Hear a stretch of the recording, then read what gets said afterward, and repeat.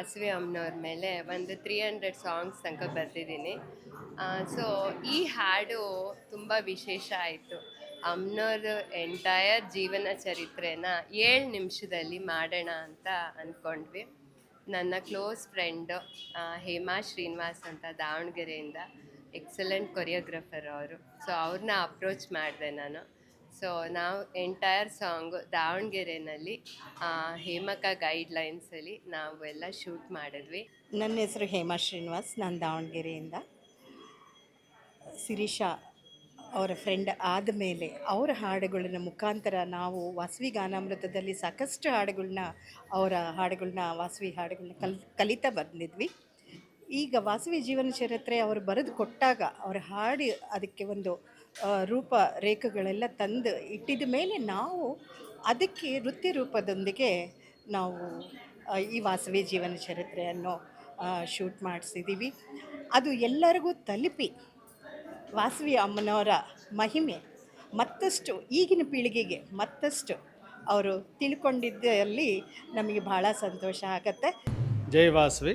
ನನ್ನ ಹೆಸರು ರವಿಪ್ರಕಾಶ್ ಶರ್ಮಾ, ವಾಸವಿ ದೇವಸ್ಥಾನ ಮಹಾಲಕ್ಷ್ಮಿ ಲೇಔಟ್ ಪ್ರಧಾನಾರ್ಚಕರು. ಈ ದಿನ ವಾಸವಿ ವಿಶ್ವರೂಪ ದರ್ಶನ ಅಂತ, ಅಂದರೆ ಆರ್ಯವೈಶ್ಯ ಕುಲಬಾಂಧವರು 102 ಗೋತ್ರದವರು ಇವತ್ತು ಉದ್ಘಾಟನೆ ಆಗಿರೋ ದಿನ, ಅಂದರೆ ಮಾಘ ಶುದ್ಧ ದ್ವಿತೀಯ. ಈ ಮಾಘ ಮಾಸದಲ್ಲಿ ಶ್ಯಾಮಲಾ ನವರಾತ್ರಿಗಳಂತ ನಡೆಯುತ್ತೆ.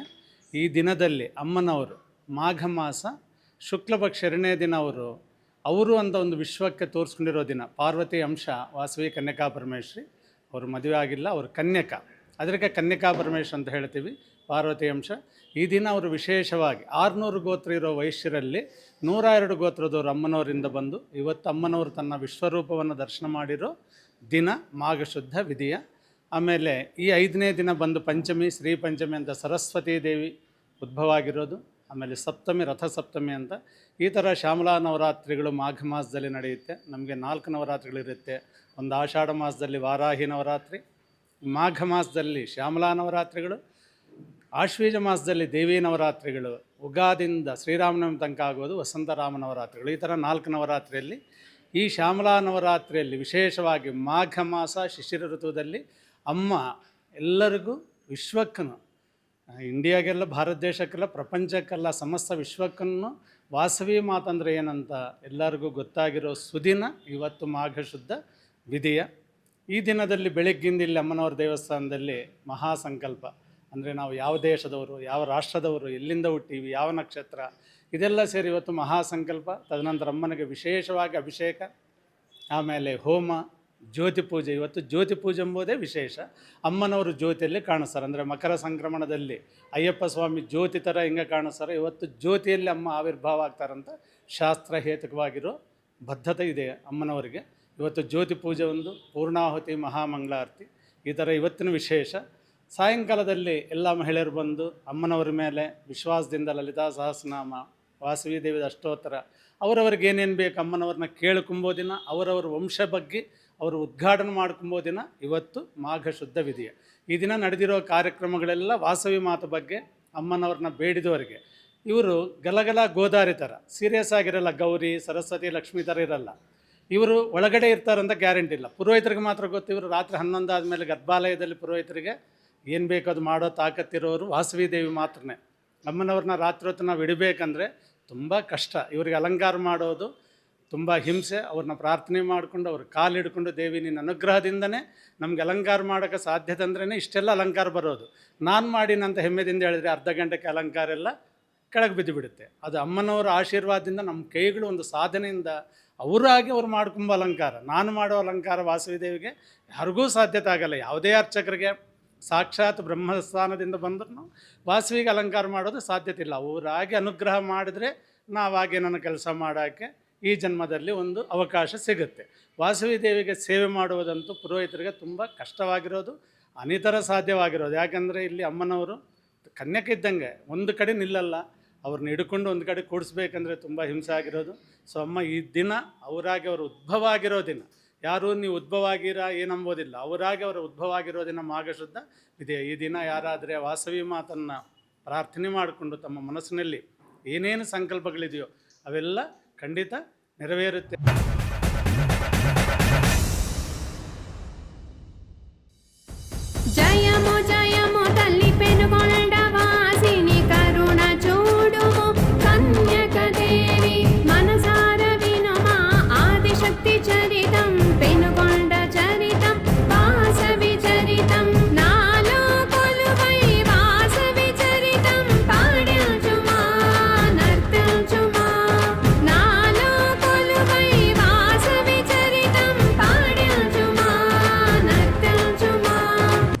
ವಾಸವಿ. ಎಲ್ಲರಿಗೂ ನಮಸ್ಕಾರ. ಇವತ್ತಿನ ದಿನ ಪವಿತ್ರವಾದ ದಿನ ಅಂತಂದರೆ ತಪ್ಪಾಗಲಾರದು. ಕನ್ನಿಕಾ ಪರಮೇಶ್ವರಿ ದೇವಿಯು 6346 ವರ್ಷದ ಹಿಂದೆ ಇವತ್ತಿನ ದಿನ ಅಗ್ನಿ ಪ್ರವೇಶ ಮಾಡಿ ವಿಶ್ವರೂಪ ದರ್ಶನ ಮಾಡಿದಳು ಅಂತ ಹೇಳಿದ್ರೆ ನಮಗೆ ತುಂಬ ಸಂತೋಷ ಆಗುತ್ತದೆ. ಯಾಕೆಂದರೆ ಆರ್ಯವೈಶ್ಯರು 4634 ವರ್ಷಗಳ ಹಿಂದೆ ಆರ್ಯವೈಶ್ಯರಾಗಿದ್ದರೆ ಇನ್ನು 732 ಗೋತ್ರದವರು 102 ಗೋತ್ರದವರು ಇವತ್ತಿನ ದಿನ ಅಗ್ನಿ ಪ್ರವೇಶ ಮಾಡಿರ್ತಕ್ಕಂತಹ ದಿನ. ಇವತ್ತಿನ ದಿನ ಬಹಳ ಪವಿತ್ರವಾದ ದಿನ ಅಂತಂತ ಹೇಳ್ಬಿಟ್ಟು ನಾನು ಹೇಳಲಿಕ್ಕೆ ಇಚ್ಛೆ ಪಡ್ತೇನೆ. ಹಾಗೂ ನಮ್ಮ ಈ ವಾಸವಿ ದೇವಸ್ಥಾನವು 1998ರಲ್ಲಿ ಪ್ರತಿಷ್ಠಾಪನೆ ನಡೀತು. ಈ ಪ್ರತಿಷ್ಠಾಪನೆಗೆ ಸಾಕಷ್ಟು ನಾವು ಕೆಲಸ ಕಾರ್ಯಗಳು ಮಾಡಿದ್ದೀವಿ. ನಾನು ಜನರಲ್ ಸೆಕ್ರೆಟರಿಯಾಗಿ ಸುಮಾರು 20 ವರ್ಷಗಳ ಕಾಲ ಇಲ್ಲಿ ಸೇವೆ ಮಾಡಿದ್ದೀನಿ. ಹಾಗೂ 5 ವರ್ಷಗಳ ಕಾಲ ಅಧ್ಯಕ್ಷನಾಗಿ ಸೇವೆ ಮಾಡಿದ್ದೀನಿ.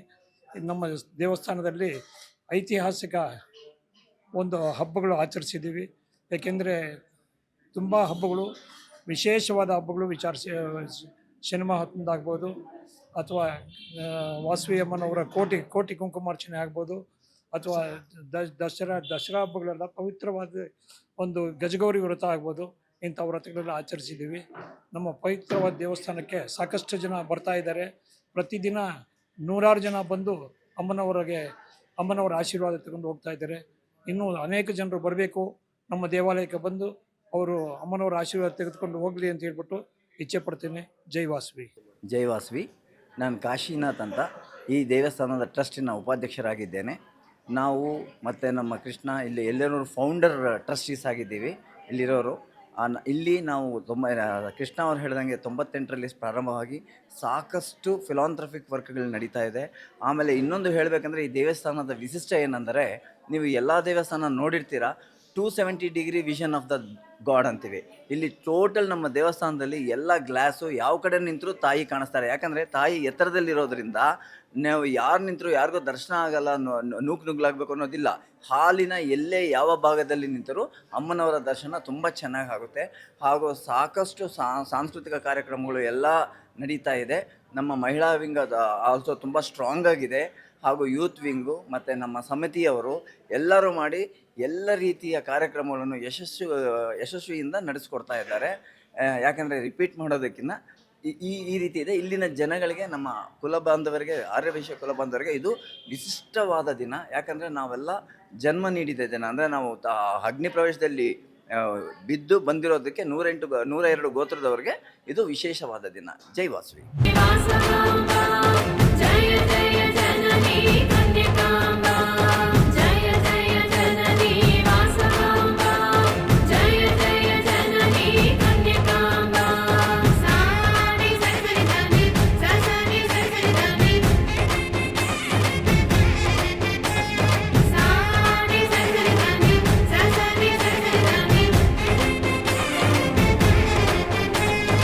ತ್ಯಾಗದಿಂದ ಮಾತ್ರ ನಾವು ಮೋಕ್ಷವನ್ನು ಪಡೆಯೋದಕ್ಕೆ ಸಾಧ್ಯ.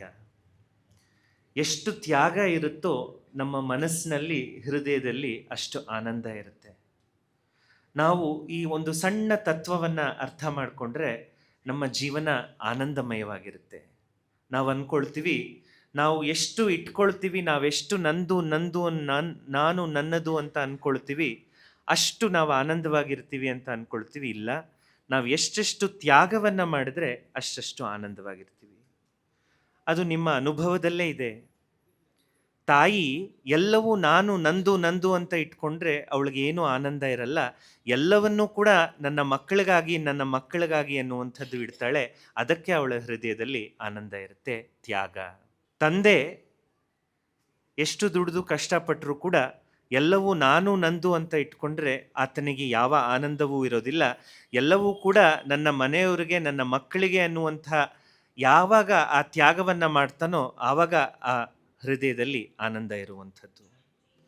ತ್ಯಾಗ ನಮ್ಮ ಜೀವನದ ಮೂಲ ಆದಾಗ ಅಷ್ಟು ಆನಂದ ನಮ್ಮ ಹೃದಯದಲ್ಲಿ ಬರುತ್ತೆ. ಬಂಧುಗಳೇ, ಜಗನ್ಮಾತೆಯನ್ನು ಆರಾಧನೆ ಮಾಡಬೇಕು ಅಂತ ಹೇಳಿದ್ರೆ ತ್ಯಾಗದಿಂದ ನಾವು ಆರಾಧನೆಯನ್ನು ಮಾಡಬೇಕು. ತ್ಯಾಗ ಹೇಗೆ ನಾವು ದಿನನಿತ್ಯದ ಜೀವನದಲ್ಲಿ ತ್ಯಾಗ ಹೇಗೆ ನಾವು ಹೊಂದಿಸ್ಕೊಳ್ಳೋದು ಅಂತ ಹೇಳಿದ್ರೆ, ದಾನ, ಧರ್ಮ, ಇತರರಿಗೆ ಒಳ್ಳೆಯದನ್ನು ಮಾಡುವಂಥದ್ದು. ಸರಿ, ಏನೂ ಒಳ್ಳೇದು ಆಗುವಂತಹ ಶಕ್ತಿ ಯಾವುದೋ ಒಂದು ಸಂದರ್ಭದಲ್ಲಿ ಇಲ್ಲ ಅಂತ ಹೇಳಿದ್ರೆ, ಎಲ್ಲರಿಗೂ ಕೂಡ ಒಳ್ಳೇದಾಗುವಂತೆ ಹಿತವಚನಗಳನ್ನು ನುಡಿಯುವಂಥದ್ದು, ಅದು ಕೂಡ ನಾವು ಒಂದು ಮಾಡುವಂಥ ಒಳ್ಳೆಯ ದಾನ. ಹಿತವಚನವನ್ನು, ಒಳ್ಳೆಯ ವಚನವನ್ನು ಎಲ್ಲರಿಗೂ ಕೂಡ ನೀಡುವಂಥದ್ದು. ಇದಿದ್ದಾಗ ಭಗವತಿಯನ್ನು ನಾನಾ ವಿಧವಾಗಿ ಆರಾಧನೆ ಮಾಡುವಂತಹ ಸಂದರ್ಭ ನಮ್ಮಲ್ಲಿ ಬರುತ್ತೆ. ಹೀಗೆ ಸದಾಕಾಲ ವಾಸವಿ ಕನ್ಯಕಾ ಪರಮೇಶ್ವರಿ ದೇವಿಯ, ಜಗನ್ಮಾತೆಯ, ಭಗವಂತನ ಆರಾಧನೆಯನ್ನು ಮಾಡ್ತಾ ನೀವೆಲ್ಲರೂ ಕೂಡ ಪೂರ್ಣ ಜೀವನವನ್ನು ಮಾಡುವಂಥದ್ದು. ಮುಂದಿನ ದಿನಗಳಲ್ಲಿ ಮತ್ತೆ ದೇವಸ್ಥಾನಕ್ಕೆ ಬಂದು ಭಗವದ್ಗೀತೆಯ, ಉಪನಿಷತ್ತಿನ ಸಾರವನ್ನು ಹೇಳ್ತೀವಿ. ಇವತ್ತು ಕಾಲ ಕಿಂಚಿತ್ತಿರೋದರಿಂದ ಸತ್ಸಂಗವನ್ನು ಇಲ್ಲಿ ಮುಗಿಸ್ತಾ ಇದ್ದೀವಿ. ಇವತ್ತಿನ ಒಂದೇ ಮೆಸೇಜ್, ತ್ಯಾಗವನ್ನು ಹೆಚ್ಚಾಗಿ ರೂಢಿಸ್ಕೊಳ್ಳಿ. ಎಷ್ಟು ತ್ಯಾಗ ಇರುತ್ತೋ ಹೃದಯದಲ್ಲಿ ಅಷ್ಟು ಆನಂದ ಇರುತ್ತೆ. ತ್ಯಾಗ 3 ಲೆವೆಲಲ್ಲಿ. ಒಂದು, ವೈಯಕ್ತಿಕವಾಗಿ ನಾನು ನನ್ನದು ಅನ್ನುವಂಥದ್ದನ್ನು ಬಿಟ್ಟು ಮನೆಯವರಿಗೆ, ಮಕ್ಕಳಿಗಾಗಿ ತ್ಯಾಗವನ್ನು ಮಾಡುವಂಥದ್ದು. ಅಷ್ಟಕ್ಕೆ ಸೀಮಿತಗೊಳಿಸ್ಕೊಳ್ಳದೆ ಮನೆಯ ರೆಸ್ಪಾನ್ಸಿಬಿಲಿಟಿ ಏನೇನು ಮಾಡಬೇಕು ಮಾಡಿದ ನಂತರ ಸಮಾಜಕ್ಕಾಗಿ ತ್ಯಾಗವನ್ನು ಮಾಡುವಂಥದ್ದು. 3ನೇದು, ದೇಶಕ್ಕಾಗಿ, ಪ್ರಪಂಚಕ್ಕಾಗಿ ತ್ಯಾಗವನ್ನು ಮಾಡುವಂಥದ್ದು. ಯಾವಾಗ ಅಹಂಕಾರದ ತ್ಯಾಗ ಆಗುತ್ತೋ ನಮ್ಮ ಹೃದಯದಲ್ಲಿ ಆನಂದದ ಕಮಲ ಅವತ್ತೇ ಅರಳುತ್ತೆ. ಈ ಒಂದು ವಿಷಯವನ್ನು ನೆನಪಿಟ್ಕೊಳ್ಳಿ. ಜಗನ್ಮಾತೆ ವಾಸವಿ ಕನ್ಯಕಾ ಪರಮೇಶ್ವರಿ ದೇವಿ ನಿಮ್ಮ ಎಲ್ಲರ ಮನೆಗಳಲ್ಲೂ ಸದಾಕಾಲ ಆರೋಗ್ಯ, ಅಷ್ಟೈಶ್ವರ್ಯ, ಶಾಂತಿ, ನೆಮ್ಮದಿ ತುಂಬಿ ತುಳುಕುವಂತೆ ಆಶೀರ್ವಾದ ಮಾಡಲಿ ಎನ್ನುವಂತಹ ಪ್ರಾರ್ಥನೆಯನ್ನು ಜಗನ್ಮಾತೆಯಲ್ಲಿಟ್ಟಿದ್ದೀವಿ. ನಿಮ್ಮೆಲ್ಲರಿಗೂ ನಮ್ಮ ಪೂರ್ಣ ಆಶೀರ್ವಾದ. ಹರಿ ಓಂ ತತ್ಸತ್.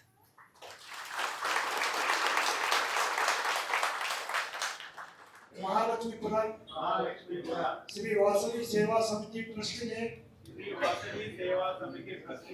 ನೂತನ ಟ್ರಸ್ಟಿಯಾಗಿ ಆಯ್ಕೆಯಾಗಿರುತ್ತೇನೆ. ನಾನು ಟ್ರಸ್ಟಿನ ನಿಯಮಾವಳಿಗಳನ್ನು ಪಾಲಿಸುತ್ತೇನೆಂದು ಹಾಗೂ ಟ್ರಸ್ಟಿನ ಎಲ್ಲ ಕೆಲಸ ಕಾರ್ಯಗಳನ್ನು ಭಾಗವಹಿಸಿ ಟ್ರಸ್ಟ್ ವಹಿಸುವ